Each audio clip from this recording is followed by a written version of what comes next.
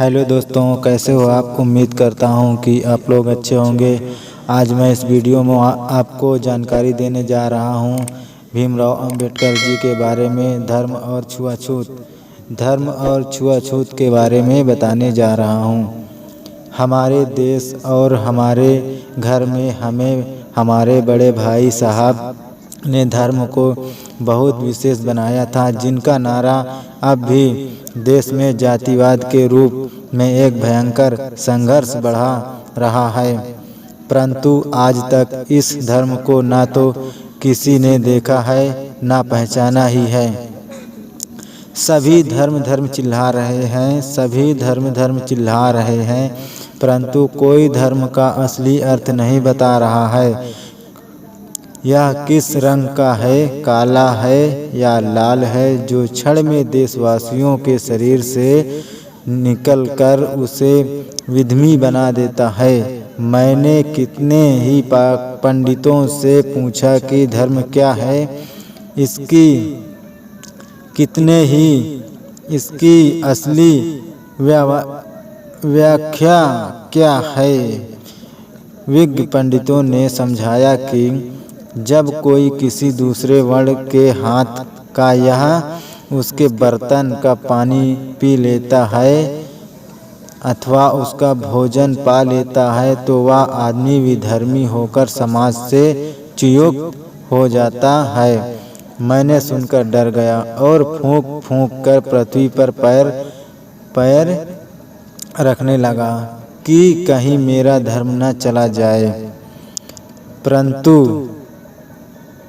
जब बड़े बड़े धूर्धर पंडितों और धर्मनिष्ठवानों को देखा तो धर्म का सही रूप दिखने को मिल ही गया।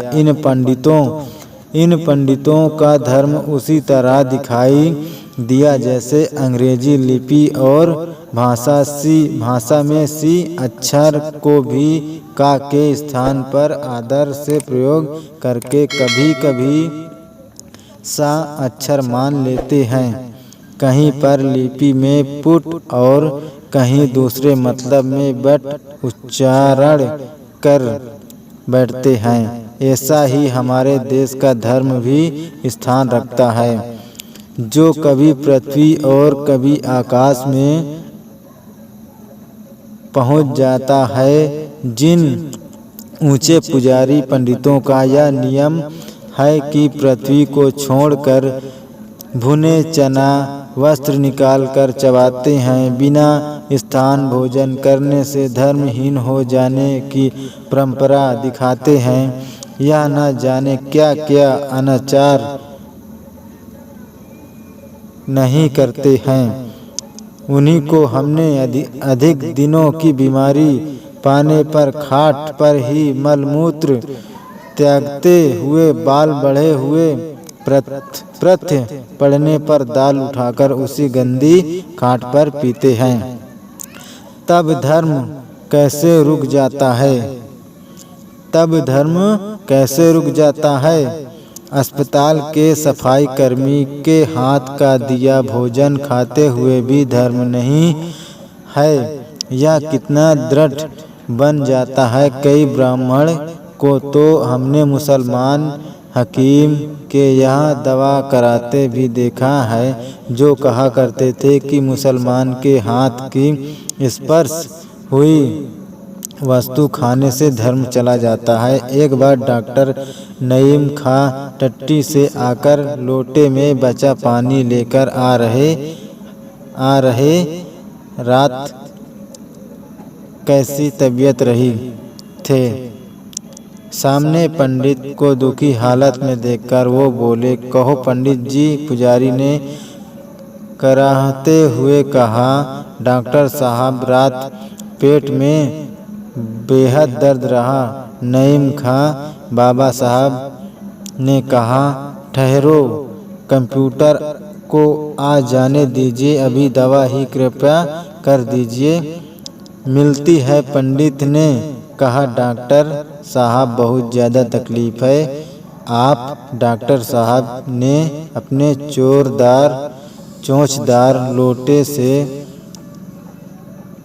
रोगी की बोतल में पानी डालकर अलमारी से दवा डाली और शीशी हिलाकर रोगी को देकर कहा, पी जाओ।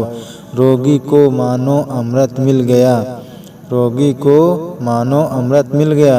शुद्ध बर्तन का जल नहीं था, वह भी शायद झूठा होता। औषधि के रूप में पिए। आज भी उनका धर्म वास्तविक कीली पर दृढ़ बना रहा। स्वस्थ होने पर, देहात में आने पर फिर धर्म की बात उड़ाने लगे और कहने लगे, आपत्ति काल में धर्म का विचार नहीं होता।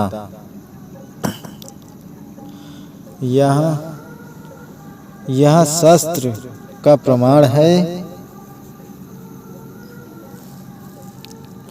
कारावास बंदी गृह में जो पुजारी जाते हैं, अधिक खाना न मिलने पर दूसरों की बची रोटी मांगकर खाते हैं। चाहे चर्मकार हो गया, सफाई कर्मी कारागार से मुक्त होने पर गांव में आकर फिर अपनी कुलीनता का राग उठाते हैं। कितना रंगबाज है यह अपने देश का धर्म। हम भी कहते हैं कि आपत्ति में धर्म की प्रतिष्ठा का ध्यान नहीं हो पाता। आपत्ति सब कुछ कराती है, परंतु बिना आपत्ति के भी तो इन ढोंगी पंडितों का ढोंग अंग्रेजी अक्षर की सी तरह आवाज़ बदलता है। एक बार एक पंडित जी को देखा जो गांव के जमींदार थे। खाट पर तकिए के सहारे अधलेटे अपने रौब दबदबा में झूम रहे थे। क्या मजाल कि कोई अछूत उन्हें छू जाए। गन्ने का कोलू चला रहा था। पंडित ने रमुआ को पुकार कर कहा, इधर आओ। रमुआ चर्मकार हाथ जोड़कर बोला, महाराज हुकुम। पंडित जी दीजिए। पंडित ने कहा, जय भीम, नमो बुद्धाय। दोस्तों, इस वीडियो में आपको जो जानकारी दिया हूँ उसमें अगर कोई गलती हुई हो तो माफ़ करना। मैं अपनी आवाज़ को सुधारने की कोशिश करूँगा। जय भीम, नमो बुद्धाय।